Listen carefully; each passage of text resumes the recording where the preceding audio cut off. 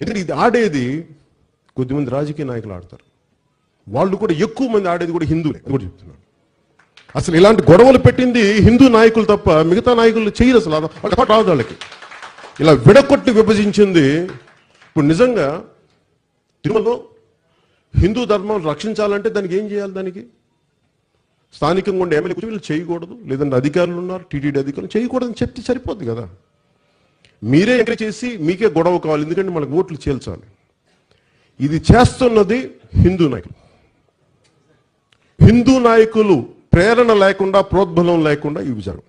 కాకపోతే నేను వింటుంది చిన్నప్పటి నుంచి సెక్యులరిజం అనే పేరుని నిజంగా ఇబ్బంది పెట్టి చేసింది హిందువులే చేశారు, మిగతా వాళ్ళు చేయలేదు.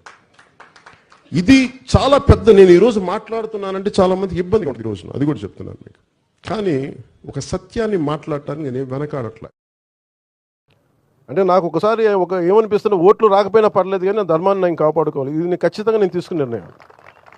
ఇలాంటి తీసుకున్న వ్యక్తులు చాలామంది, నేను ఒక్కనే కాదు, చాలామంది కోట్లాది మంది తీసుకున్నారు.